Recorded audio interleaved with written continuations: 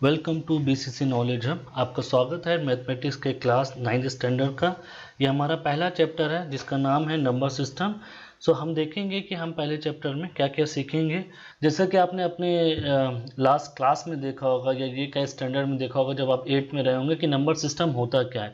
ये आपको पता है, ये एक लाइन है जिसमें बहुत से नंबर्स लिखे होते हैं 1 2 3, इसमें 0 भी होता है और कुछ वैल्यूज़ माइनस में भी होते हैं। तो इसमें देखने वाली बात ये है कि ये जो नंबर्स हमारे हैं ये कितनी तरह के होते हैं और किस किस तरीके से कैसे बिहेव करते हैं। उससे पहले मैं आपको कुछ बताना चाहता हूँ कि जो कि अभी आपके इस बुक्स में नहीं दिया गया है कि जो हमारा नंबर सिस्टम होता है वो बेसिकली कुछ 4 तरीके से होता है कि इसमें आपका डेसिमल होता है, बाइनरी होता है और आपका ऑक्टल होता है और हेक्साडेसिमल होता है। मैं सबके बारे में डिस्कस नहीं करूंगा, मैं आपको बताऊंगा कि हम लोग जो नंबर देखते काउंट जैसे काउंटिंग नंबर है इसको हम डेसिमल नंबर की कैटेगरी में रखते हैं और इसी को हम जनरली स्टडी करते हैं अपने रूटीन लाइफ में। ये बाइनरी आपका कंप्यूटर में यूज होता है, तो हम अपनी जो स्टडी ये कंटिन्यू करेंगे वो डेसिमल नंबर पे रहेगा और वो कैसे कैसे मूव करेगा वो देखेंगे। अभी आप देखिए, अगर आप नंबर लाइन पे चल रहे हैं तो आप देखेंगे कि आप अगर पॉजिटिव डायरेक्शन में चलते हैं तो 1 2 3 हो गया, इसमें आपका 0 भी आ गया और निगेटिव डायरेक्शन में भी आप चल सकते हैं। तो आपको हम बताएंगे कि पॉजिटिव डायरेक्शन में जो नंबर है उसको क्या कहते हैं, अगर 0 आ जाता है तो क्या कहते हैं। तो आप अपने बैग्स को स्टार्ट रखिए और उसमें नंबर्स को डालते जाइए। पहले आप क्या करिए, एक से जो काउंटिंग नंबर है जिसको आप 1 2 3 4 5 6 कहते हैं, और जैसे कि हमने आपको डेसिमल नंबर बताया तो डेसिमल क्या होता है, आपका 0 से लेके इससे जितने भी नंबर फॉर्म होते हैं 9 तक, ये आपका डेसिमल नंबर की कैटेगरी में आता है और इससे ही ज़्यादातर सारे नंबर बनते हैं जिसको हम काउंटिंग वैल्यू कहते हैं। जो काउंटिंग की बात होती है, इन जनरल जो काउंटिंग की बात होती है तो यही इसी नंबर से बनते हैं। तो ये आपका जो काउंटिंग नंबर होता है 1 2 3 up to dot dot infinity तक, मतलब जहां तक आप गिन सकते हैं या कहते हैं जहां तक आपकी नज़र जा रही है, ये आपका जो काउंटिंग नंबर होता है इसको हम नेचुरल नंबर भी कहते हैं और इसको एन से शो करते हैं। अगर आप इस काउंटिंग नंबर एन में ज़ीरो को ऐड कर देते हैं तो ये आपका होल नंबर बन जाता है और इसको डब्ल्यू से शो करते हैं। और आप ये भी समझिए कि जो आपका ये नंबर लाइन है ये 0 है, फिर ये +1 है, +2 है, तो ये प्लस वैल्यू जिसको हम काउंटिंग नंबर जो नेचुरल नंबर बोल रहे हैं इसको आप इंटीजर्स भी बोलते हैं, जिसको आप पॉजिटिव बोलते हैं। तो ये आपका पॉजिटिव इंटीजर्स है, इसमें आपने 0 इंक्लूड कर दिया तो ये आपका होल नंबर बन गया। तो जैसा कि हमने आपको बताया इंटीजर्स जो पॉजिटिव है, और जब आप -2 -3 -4 की बात करते हैं तो ये आपका निगेटिव इंटीजर्स में कहलाता है, लाइक दिस वन। अब इसके बाद क्या कुछ और नंबर बचते हैं आपके नंबर लाइन पे जो कि रिप्रेजेंट करना चाहिए। हाँ, और भी नंबर हैं, इसमें आप देख सकते हैं। इसके बाद आपका आता है रेशनल नंबर। अभी रेशनल नंबर क्या होता है? रेशनल नंबर अगर आप मैथमेटिकल डिफिनेशन की बात करें तो रेशनल नंबर उसको कहते हैं जो p/q के फॉर्म में लिखा जा सकता है। इसी वजह से इसको ये आपका क्वेश्चन जो आपका आया है, क्यू को क्वेश्चन बोलते हैं, ये रेशो फॉर्म में होता है। तो अगर आप कोई भी नंबर p/q के फॉर्म में लिख सकते हैं तो इसको रेशनल नंबर कहते हैं। इसकी और भी डेफिनेशन आपको देखने को मिलेगी, वो हम जब चैप्टर में जैसे जैसे आगे बढ़ेंगे आपको उसके बारे में जानने को मिलेगा। चलिए हम बात करते हैं जीरो। अभी हम जीरो की बात नहीं करते, इसको स्पेशल नंबर की तरह ट्रीट करेंगे और हम देखेंगे कि ये जीरो रेशनल नंबर है कि नहीं है। चलिए हम 1 की बात करते हैं या 2 की बात करते हैं या 3 की बात करते हैं। इसमें एक इंपॉर्टेंट बात यह है कि कोई भी नंबर p/q के फॉर्म में लिखा जा सकता है, तो ये रेशनल नंबर कहलाता है, इसको r से डोनेट कहते हैं। और यहाँ पे q is not equal to 0 होता है। आप जानते हैं अगर q 0 होगा तो ये अनडिफाइंड हो जाएगा, तो q को 0 नहीं होना चाहिए रेशनल नंबर के लिए। अब क्या 1 2 3 रेशनल नंबर में आता है? जी हाँ, ज़रूर आता है कि यहाँ पे p अगर 1 है तो आप 1 को 1/1 के फॉर्म में लिख सकते हैं। तो p आपका 1 हो गया और q आपका 1 हो गया, इसका मतलब p1 को आप 1/1 के फॉर्म में लिख सकते हैं, तो ये आपका रेशनल नंबर है। 2 को भी 2/1 के फॉर्म में लिख सकते हैं, 3 को भी 3/1 के फॉर्म में लिख सकते हैं। इसका मतलब all positive integers is a rational number all negative integer is also a rational number, like this one की -25 है, इसको 1 बाई कर सकते हैं तो आप इसको p बाई क्यू के फॉर्म में लिख सकते हैं। मगर आप यहाँ पे ये समझिए कि नॉर्मल केस में आपने देखा होगा कि 1/2 हो गया, या फिर आप 3/2 हो गया, जिसको आप 1.5 लिखते हैं या 3/2 लिख दिए। इस तरह के बहुत से नंबर होते हैं जो कि नंबर लाइन में किसी एक पॉइंट के बीच में आते हैं। तो क्या ये रैशनल नंबर है? हाँ, ये रैशनल नंबर है, क्योंकि यहाँ पे p भी 1 है और q यहाँ पे 2 है जो कि नॉट इक्वल टू 0 है। तो इस तरह के नंबर को भी हम रैशनल नंबर कहते हैं। अब यहाँ पे देखिए, रैशनल नंबर को आप फ्रैक्शन भी बोल सकते हैं, क्योंकि ये फ्रैक्शन के फॉर्म में हम लिख रहे हैं। तो rational number is equivalent to your fraction number. अब देखिए, अब आपको यहाँ पे मैं बताता हूँ, अगर 1/2 रैशनल नंबर है तो 2/4 भी रैशनल नंबर है। इसी तरह आप बढ़ाते जाइए, 10/20 हो गया, 25/50 या 50/100। ये सब क्या है? अगर आप डिवाइड करते हैं तो 1/2 रहेगा, ये भी 1/2 आएगा आपका, ये भी 1/2 आएगा, ये भी 1/2 आएगा और ये भी 1/2 आएगा। कहने का मतलब क्या है कि ये सारे के सारे अलग अलग नंबर ABCDE, सारे के सारे अलग नंबर को इसको आप अगर सॉल्व करते हैं तो आपको 1/2 सारे दे रहे हैं। इसका मतलब अगर इसको नंबर लाइन पे रिप्रेजेंट करना है तो वो एक ही से हो सकता है, वो होगा 1/2। इसीलिए कहा जाता है कि जो आपका रैशनल नंबर होता है वो यूनिक होता है। यूनिक का मतलब क्या होता है कि p और q का जो फैक्टराइजेशन होता है उसमें को प्राइम्स होते हैं, मतलब उनके अलावा, एक के अलावा कोई भी और कॉमन फैक्टर नहीं होता है। तो इसको जब आप सॉल्व करते हैं तो सारे कॉमन फैक्टर्स को हटा देते हैं, फिर लास्ट में जो वैल्यू बचती है वही आपका फाइनल p बाई क्यू के फॉर्म में होना चाहिए। जैसा कि यहाँ पे लिखा हुआ है, p by q on the number line we assume that q is not equal to 0 and p and q have no common factor other than 1। एक ही उनका कॉमन फैक्टर होना चाहिए। अगर ऐसी कंडीशन आती है तो हम उसको को प्राइम बोलते हैं, ये याद रखिए। चलिए आगे, यहाँ पे एक एग्जाम्पल दिया गया आपको कि every whole number is a natural number. क्या ये स्टेटमेंट सही है कि नहीं है? आपको पता है कि होल नंबर नेचुरल नंबर होगा? नहीं, हमने आपको बताया था कि नेचुरल नंबर में जब आप 0 ऐड करते हैं तो वो होल नंबर बनता है, जबकि 0 आपका नेचुरल नंबर नहीं है। ठीक है, तो ये फॉल्स हो गया। Every integer is a rational number. आपको मैंने बताया था कि इंटीजर्स के बाद आपका रैशनल नंबर आता है, तो रैशनल का फील्ड बड़ा है एज कंपेयर टू इंटीजर्स, तो ये स्टेटमेंट सही है। उसी तरह आपका लास्ट वाला integer, every rational number is an integers, जो कि मैंने आपको वो भी बता दिया है कि वो फॉल्स है, ऐसा नहीं है।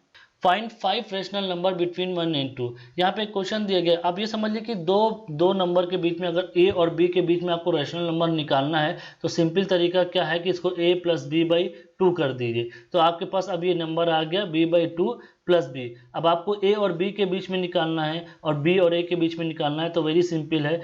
इसके अंदर इसके और b आप b बाई 2 करके बाई 2 कर दीजिए, और इसका निकालना हो तो आपको क्या करना पड़ेगा, a plus b by 2 plus b by 2। तो इस तरीके से अगर आप हाफ करते जाएंगे तो आप n number of rational numbers निकाल सकते हैं।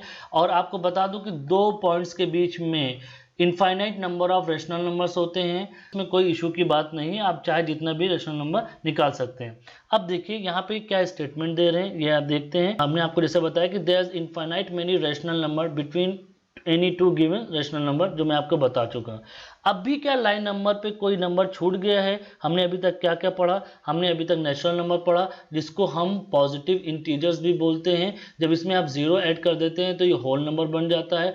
अब यहाँ पे पॉजिटिव होल नंबर में हमारा 0 भी आ गया और पॉजिटिव इंटीजर्स भी आ गया। अगर इसमें हम निगेटिव इंटीजर्स जोड़ देते हैं तो ये पूरा का पूरा सिस्टम आपका इंटीजर्स बन जाता है। इंटीजर्स में आपका क्या होता है, फ्रैक्शन भी होता है, जैसा कि आप जानते हैं। तो ये आपका जो इंटीजर्स है, ये अगर फ्रैक्शन में होता है तो आपका ये क्या रैशनल नंबर भी होता है, ये रैशनल नंबर में आ जाता है। रैशनल नंबर क्या होता है, जिसको p बाई क्यू के फॉर्म में लिख सकते हैं, जहाँ q is not equal to 0 होता है। इसके बाद क्या बचता है, जैसे हमने रैशनल की बात की तो इसके बाद भी एक नंबर बचता है जिसको इर्रेशनल बोलते हैं, जिसको p बाई क्यू के फॉर्म में नहीं लिखा जा सकता है। एक और नंबर आपके पास आ गया जिसको इर्रेशनल नंबर बोलते हैं। अब ये इर्रेशनल नंबर क्या होता है, जैसा आपने सुना होगा। ओके, उससे पहले देखिए, इर्रेशनल नंबर से पहले आपको एक एक्सरसाइज दी गई है, मैं एक्सरसाइज आपके लिए छोड़ता हूँ। यहाँ पे आपको क्या करना है, find 6 rational number between 3 and 4।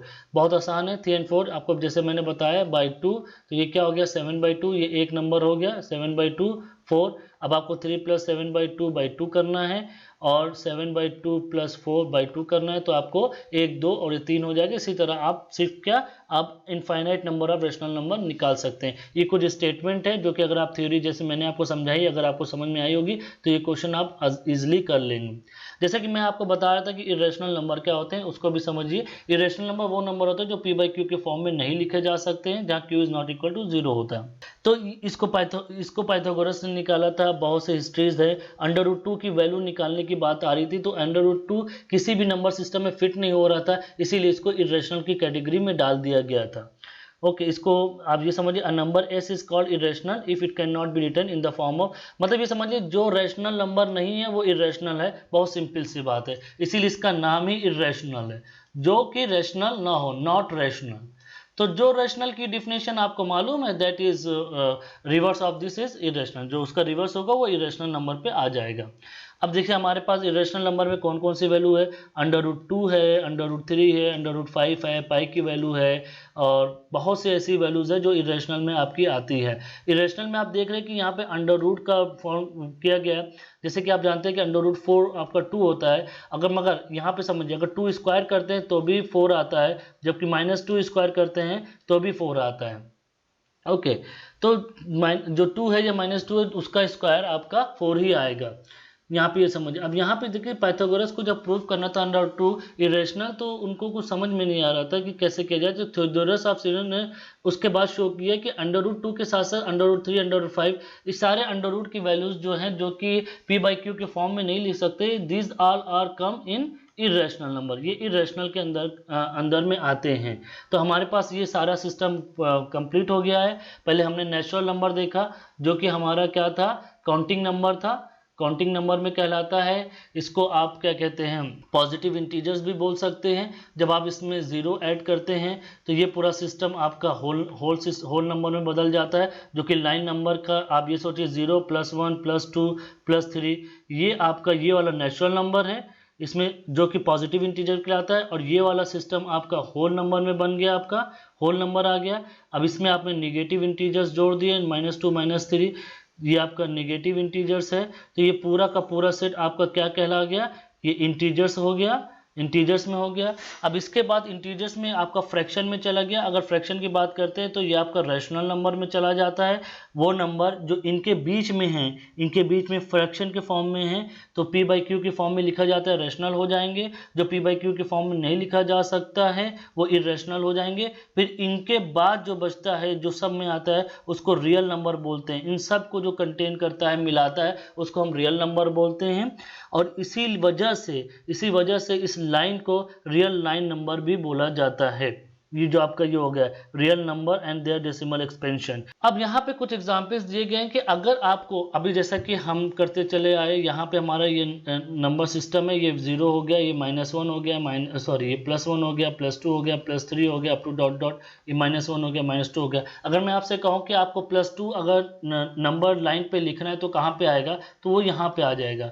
तो इसी तरह रेशनल नंबर भी आप कर सकते हैं। और साथ ही साथ यहाँ पे आपको क्वेश्चन बोला गया है कि अगर इरेशनल नंबर की बात करें तो वो नंबर लाइन पे कहाँ पे आएंगे। जैसे यहाँ पे आपका √2 हो गया है। अब √2 को अगर आपको लाना है नंबर लाइन पे, तो वो कैसे प्लॉट कर सकते हैं, थोड़ा ट्रिकी है, ज़्यादा टफ नहीं ना। आप यहाँ पे एक लाइन आपने खींच दी है। अब आप जानते हैं कि ये √2 कैसे आ सकता है। अगर आपको पाइथागोरस थ्योरम आती हो तो आप जानते हैं कि ये 1 अगर 1 हो तो ये √2 होगा। ये कैसे होगा आपको पता है, जो ये आपका हाइपोटेन्यूज है, जिसको कट भी बोलते हैं, तो कट पे जो स्क्वायर होता है, ये दोनों जो आपके आधार है और लंब है, मतलब जिसको परपेंडिकुलर और बेस बोलते हैं, इन दोनों के स्क्वायर के योग के मतलब एडिशन के बराबर होता है। कहने का मतलब क्या है, AC² = AB² + BC²। तो अगर आप इसको सॉल्व करते हैं तो 1² = 1 + 1 = 2, ये होगा आपका AC²। This means AC = √2। तो √2 की वैल्यू आपकी यहाँ से आई। अब इसी को हमको प्लॉट करना है नंबर सिस्टम पे, तो बहुत आसान है। ये +1 हो गया, +2 हो गया, +3 हो गया। जैसे कि मैंने आपको बताया, इसके लिए आपको +1 होना चाहिए, तो कम से कम आपको +1 तक तो आना ही पड़ेगा। उसके बाद आपको एक परपेंडिकुलर यहाँ से लेना पड़ेगा 1 के लिए। तो ये जो डिस्टेंस होगी आपकी, ये √2 हो जाएगी। अब इसको आपको ये नंबर सिस्टम पर प्रोजेक्ट करना है, तो उसके लिए क्या करना पड़ेगा आपको यहाँ पे एक मेजरमेंट लेना पड़ेगा जिसका सेंटर O होगा, और जब आप इसका ये रेडियस ये लेंगे तो अगर आप इसको अर्क बनाएंगे तो ये अर्क आपका इस पॉइंट पे मिलेगा, और यही वैल्यू आपकी √2 की वैल्यू होगी। इसी तरह आप √3 की भी निकाल सकते हैं। √3 कैसे आएगा आप समझिए, यहाँ पे √3 कैसे आएगा, मैं कलर चेंज कर रहा हूँ।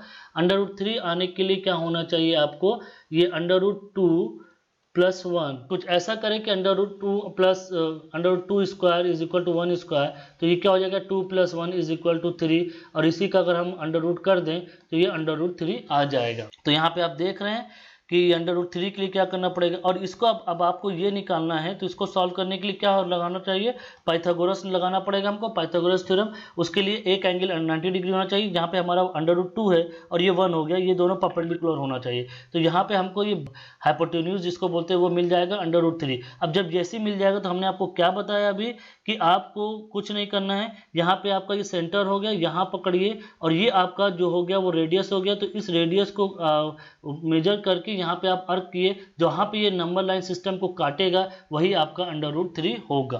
ये हमारी एक्सरसाइज है, एक्सरसाइज करने की कोशिश कीजिए। अब यहाँ पे √5 आ गया, तो √5 कैसे हल करेंगे आप देख लिए। √5 के लिए क्या होना चाहिए आपका, √2 का अगर स्क्वायर करते हैं और √3 का स्क्वायर करते हैं तो ये 2 + 3 आ गया, तो √5 आ जाएगा। इस तरीके से आप अपना पाइथागोरस का ट्रायंगल बनाइए जिसमें कि आपका ये 2 हो, ये √2 हो, ये √3 हो और ये √5 आ जाए। वो कैसे आएगा, यहाँ पे आप देख चुके हैं कि √2 ये हो गया, √3 हो गया, तो कुछ इस तरीके से अरेंज करिए कि आपको √5 ये दे दें।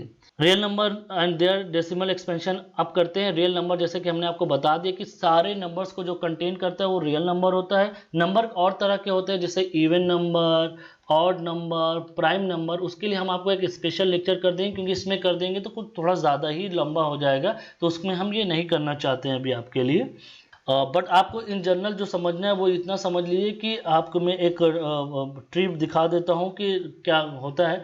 आपका जो नंबर सिस्टम होता है, नंबर सिस्टम की बात करें तो इसमें जैसे कि हमने आपको डेसिमल बताया, तो इसमें आपके दो आते हैं, पहले एक रियल नंबर हो गया, फिर आपका हो गया इमेजिनरी। ये अभी आप नहीं पढ़ेंगे, जब हायर स्टडीज़ में जाएंगे तो उसमें पढ़ेंगे। इसको आई होता है, इसको आयोटा बोलते हैं, तो इसमें अभी नहीं जाते, हम इसकी बात करते हैं। और रियल नंबर में आपका क्या आ गया, आपका ये रेशनल नंबर आ गया, जिसको आप क्यू से रेशनल नंबर हो गया, और ये आपका इरेशनल नंबर हो गया, जैसे कि मैंने आपको बताया, जिसको p/q के फॉर्म में नहीं लिखा जा सकता और इसको p/q के फॉर्म में लिखा जा सकता है जहां q is not equal to 0। अब इस रेशनल नंबर में आपका क्या आ गया, फ्रैक्शन आते हैं और इंटीजर्स आते हैं। इंटीजर्स में हमने आपको बताया फ्रैक्शन भी आते हैं और इंटीजर्स आते हैं। इंटीजर्स में क्या है आपका, पॉजिटिव इंटीजर्स आता है, नेगेटिव इंटीजर्स आता है, इंक्लूडिंग 0। अगर आप क्या कहते हैं 0 और पॉजिटिव इंटीजर्स की बात करें तो ये होल नंबर बनता है आपका, और सिर्फ पॉजिटिव इंटीजर्स की बात करें तो वो नेचुरल नंबर बनता है। ये आपका ट्री था नंबर सिस्टम का। अब यहाँ पे आपको क्या कह रहे हैं कि डेसिमल नंबर की बात करते हैं, डेसिमल एक्सपेंशन की बात कर रहे हैं कि अगर हम 10/3 करते हैं तो क्या होता है। आप सिंपल जानते हैं कि 10/3 करते हैं तो एक पॉइंट के बाद आपका रिपीट होना स्टार्ट होता है, 3 3 3 हो गया। मगर यहाँ पे आप देख रहे हैं कि अगर आप 8 से डिवाइड करते हो तो एक टाइम के बाद आपका रिमाइंडर 0 आ जाता है, और कुछ टाइम के बाद आपका ये जो रिमाइंडर है ये रिपीट होना स्टार्ट हो जाता है, और ये आपका 1 4 2 8 5 7 फिर से ये भी रिपीट होना स्टार्ट हो जाता है। तो इससे हमें क्या पता चलता है, यहाँ पे समझिए, यहाँ पे क्या पता चल रहा है कि द रिमाइंडर या तो रिमाइंडर 0 हो जा रहा है आफ्टर अ सर्टेन स्टेज, जैसा कि इसमें हुआ, या फिर रिमाइंडर जो है आपके पास अगर ये 3 है तो 3 के कम ही स्टेप में जाए। Number of entries in the repeating string of the remainder is less than the divisor, जो जिससे आप डिवाइड करते हैं, और ये जो नंबर है आपका वो हमेशा एक कम होगा। यहाँ पे देख रहे हैं, अगर जैसे 1/7 कर रहे हैं तो ये आपका जो वैल्यूज हैं, देखिए 1 2 3 4 5 6 के बाद ही यहाँ पे फिर से ये रिपीट होना स्टार्ट हो गया। तो हमेशा ये याद रखिए कि ये जो वैल्यू होगी अगर n है तो n1 से ही रिपीटिशन स्टार्ट हो जाएगा, वो उससे ज़्यादा नहीं होगा। तो यहाँ से आपको बेसिकली दो चीज़ पता चली, या तो आपका रिमाइंडर रिपीट हो रहा है, जैसे कि आप रिपीट हो रहा है और ये वैल्यूज़ भी आपकी रिपीट होना स्टार्ट हो रही है, या तो आपका रिमाइंडर 0 हो जा रहा है और ये टर्मिनेट हो जा रहा है। तो यहाँ पे दो चीज़ें हमें पता चली। तो ये दो केसेस कैसे हमको हेल्प करेगी रेशनल नंबर के बारे में, वही हमको देखना है। अब देखिए, अगर रिमाइंडर 0 हो रहा है, द रिमाइंडर बिकम 0, जीरो, तो उस केस में क्या होगा? अगर ऐसा होता है कि जब आपका रिमाइंडर जीरो हो जा रहा है, जो कि पी बाई क्यू के फॉर्म में अगर आर आपका जीरो हो जा रहा है, जिसको रिमाइंडर बोलते हैं, अगर ये जीरो हो जा रहा है तो हम इसको कहते हैं टर्मिनेटिंग। तो ये जो रेशनल नंबर है आपका, ये टर्मिनेटिंग हो गया। अगर कोई नंबर टर्मिनेटिंग हो रहा है तो वो रेशनल नंबर कहलाएगा, यहां से ये भी समझ लीजिए। चलिए, अब अगर रिमाइंडर नेवर बिकम जीरो हो रहा है तो वो क्या हो रहा है? रिपीट हो रहा है, बार बार फिर से जाके रिपीट होने जा रहा है, तो उसको क्या कहते हैं? Non terminating. Non terminating recurring, बार बार आ रहा है इसलिए रिकरिंग बोल रहे हैं, जिसको हम रिपीटिंग भी बोलते हैं, और इसको हम नॉन रिपीटिंग भी बोलते हैं कि वो टर्मिनेटर, एक दूसरा नाम दे रहे हैं। तो रेशनल नंबर यहाँ पे आपका दो तरह का हो गया, जिसमें रिमाइंडर जीरो हो रहा है उसको टर्मिनेटिंग बोलते हैं, और जिसमें आपका रिपीट कर रहा है तो उसको रिकरिंग भी बोलते हैं। तो ये भी समझ लिए, वैसी वर्षा है यहाँ पे कि अगर टर्मिनेट हो रहा है तो वो भी रेशनल नंबर है, और नॉन टर्मिनेटिंग रिकरिंग है तो वो भी रेशनल नंबर की कैटेगरी में आता है। जब हम इसकी बात कर रहे हैं रेशनल नंबर की, जिसमें हमारा टर्मिनेटिंग नॉन रिपीटिंग है और नॉन टर्मिनेटिंग रिकरिंग बार बार हो रहा है रेशनल नंबर के लिए, तो इरेशनल नंबर के लिए क्या डिफिनेशन होनी चाहिए? हमने आपको पहले ही बताया था कि रेशनल और इरेशनल का फर्क IR से ही है। जो कंडीशन रेशनल नंबर की है उसका अपोजिट आपका इरेशनल का होगा। ये इरेशनल नंबर के लिए अभी हम आपको नेक्स्ट पेज पे बताते हैं। पहले यहाँ पे आप देख लीजिए, इसके कुछ एग्जाम्पल्स आपको दिए गए हैं कि अगर रिपीट हो रहा है तो किस तरीके से आप उसको सॉल्व कर सकते हैं। देखिए, और यहाँ पे एक चीज़ मैं और ऐड करना चाहता हूँ आपके लिए कि अगर रिपीट कर रहा है तो उस केस में इसको डिनोट कैसे करेंगे। जैसे कि यहाँ पे आपका 1/3 आप कर दिया ये आपने, तो ये 0.333 आपका हो गया। तो इन जनरल इसको आप 0.3 बार लिख सकते हैं। ये बार आपका होता है, इसका मतलब ये होता है कि 3 आपका बार बार रिपीट हो रहा है। तो जितने पे आपका बार होगा, अगर आपने AB पे बार लगाया, इसका मतलब आपका AB रिपीट हो रहा है बार बार बार बार। अगर आपने सिर्फ A और सिर्फ बी पे बार लगा, इसका मतलब आपका बी बार बार रिपीट हो रहा है। यहाँ पे बात समझिए, अगर आपने सिर्फ ऐसे लिखा है कि 0.ABC, अगर आपने ऐसे ABC पे बार लगा दिया तो इसका मतलब ABC रिपीट हो रहा है। तो बार का मतलब ये होता है जिस पे आप बार लगाते हैं वो गिनती, वो नंबर आपका बार बार रिपीट करता है। जैसे कि यहाँ पे दिया गया है 27 27 27, तो आपको 27 पे बार लगा सकते हैं। ये 0.3 हो गया। अब यहाँ पे चलिए एक क्वेश्चन दिया गया है, उसको हम सॉल्व करने की कोशिश करते हैं। बहुत सिंपल है कि show that 0.33 is zero can be express in the form. हमको अब P बाई क्यू के फॉर्म में लाना है, मतलब हमको फ्रैक्शन के फॉर्म में लाना है। इसको फ्रैक्शन भी बोलते हैं और इसको रेशनल नंबर भी बोलते हैं, आपको हमने बता दिया है। चलिए तो अब लाते हैं यहाँ पे x की वैल्यू क्या है? 0.3 बार। इसको हम क्या लिख सकते हैं? 0.3333, आपके ऊपर है जितनी बार लिखना चाहते हैं, जब तक आपका मन करे आप लिखते रहिए। भाई हम यहीं पे थक गए तो हमने यहीं पे छोड़ दिया इसको। चलिए अब हमने इसको क्या किया, ये x है हमारा, ये इक्वेशन 1 है, तो इक्वेशन 1 इंटू 10, हमने इसको 10 से मल्टीप्लाई किया तो 10x हो गया। इसको भी हमने 10 से मल्टीप्लाई कर दिया आपका, तो ये तो 10x हो गया। अगर हमने 10 से मल्टीप्लाई किया तो 3 3 3 3 ये हो गया आपका 2 2 4, ठीक है। ये 10 से मल्टीप्लाई करने मतलब एक जीरो का वो खसक जाएगा। अब यहाँ पे देखिए, अगर ये 10x है तो इसको क्या लिख सकते हैं? 3 प्लस 0.333 और लिख सकते हैं बार बार, क्योंकि आपको पता है। तो ये तो कंटिन्यूएशन में चाहे जितनी बार लिखें। तो ये आप देख रहे हैं कि समीकरण 1 से, इक्वेशन 1 से 0.333 हमारा x है, तो 10x is equal to 3 plus x हो गया। x को हम इधर लिया है तो 9x हो गया। 10 minus 9x is equal to 3, तो x is equal to 3/9 is equal to 1/3, जो कि हमने p बाई क्यू के फॉर्म में लिख दिया। तो ये तरीका होता है इसमें करने का। आपको बस क्या करना है, जो बार वाला पोर्शन है उसको 10 से मल्टीप्लाई करिए। अगर ये सिंगल बार है, हाँ यहाँ पे समझिए आप, अगर ये सिंगल बार है, अगर बार सिर्फ एक डिजिट पे है, 1 डिजिट पे है, तो आपको 10 से मल्टीप्लाई करना है। अगर बार आपका 2 डिजिट पे है, 2 डिजिट है, तो आपको 100 से मल्टीप्लाई करना है। अगर बार आपका 3 डिजिट पे है तो आपको 1000 से मल्टीप्लाई करना है। इसी तरह डिजिट जितनी बढ़ती जाएगी उतने ही से मल्टीप्लाई करेंगे, तभी इसको आप सॉल्व कर पाएंगे। ये बात आप याद रखिए। यहाँ पे आप देख सकते हैं कि 2 पे है तो 100 से मल्टीप्लाई किया, तो ये बेसिक कॉन्सेप्ट था, ये मैंने आपको बता दिया। अब जैसे कि मैं पहले ही बोल रहा था कि आपको कि रेशनल की कहानी है, मैंने आपको बता दी, रिपीटिंग है, नॉन रिपीटिंग है। तो इरेशनल के लिए भी कुछ केसेस है। इरेशनल के लिए क्या केसेस हैं कि आपका वो नॉन टर्मिनेटेड नॉन रिकरिंग होना चाहिए। मतलब वो गिनती वो जो नंबर होंगे आपको डिवाइड तो आप करते जाएंगे, बट कोई पैटर्न आपको नहीं मिलेगा। जैसे आप यहाँ पे देख रहे हैं कि यहाँ पे आपको कोई पैटर्न नहीं मिला, डिवाइड करते चले आए। तो इस तरह का अगर P बाई क्यू आता है तो वो आपका इरेशनल नंबर हो जाता है और कुछ नहीं। तो हम यहाँ पे आगे कंटिन्यू करते हैं, इसमें ज़्यादा कुछ देखने वाली बात नहीं है। ये हमारे आर्किमिडीज साहब थे, उन्होंने पाई की वैल्यू को डिफाइन किया था। पाई की वैल्यू बहुत ही रोचक होती है। अगर आपको अपना नाम Guinness book of world record में करना है तो पाई की वैल्यू याद कर लीजिए। देखिए पाई की जो वैल्यू 1.24 ट्रिलियन डेसिमल प्लेस तक निकाली जा चुकी है। बहुत ज़्यादा लोगों ने इसको बहुत दूर तक याद करने की कोशिश की है, बहुत ज़्यादा दूर तक। तो अगर आपके अंदर ब्रेन है और आप उसको बहुत ज़्यादा दूर तक याद करते, चेक करिए गूगल पे कि सबसे ज़्यादा प्लेस तक किसने याद किया। अगर आप उससे एक पॉइंट और ज़्यादा याद कर लेते, एक प्लेस और ज़्यादा, तो आपका नाम Guinness book of world record में आ सकता है। तो अभी यहाँ पे क्या करना है, जैसे मैंने आपको बताया कि यहाँ पे आपको फाइंड करना है 1/7 और 2/7 के बीच में इरेशनल नंबर। जो आप जिस तरह आप रैशनल नंबर निकालते हैं, आपको बताया मैंने a+b/2 के लिए, उसी तरह इरेशनल नंबर भी निकाला जाएगा a+b/2। आपको कुछ नहीं करना, दोनों की वैल्यू रखिए और सिंपल से फाइंड आउट कर लिए। ये आपकी एक्सरसाइज है, एक्सरसाइज करना देख लीजिए आप कितनी आसानी से कर पाते हैं। इसमें क्या, right the following in decimal form. Decimal form का मतलब ये है कि आपको पॉइंट में लिखना है इसको। अब 100 से डिवाइड कर दिया, आप 100 को डिवाइड करेंगे तो आपको पता है 0.36 आएगा। ये 1/11 है, तो हम 11 से इसको डिवाइड करते जाएंगे। तो आपको 1 से डिवाइड करना, 0.0 हो गया, फिर 0 लगा, फिर 0। यहाँ पे आप फिर देख लीजिए आपको कि 9 से डिवाइड होगा, फिर 0। इसी तरीके से ये आपका डेसिमल में आता जाएगा।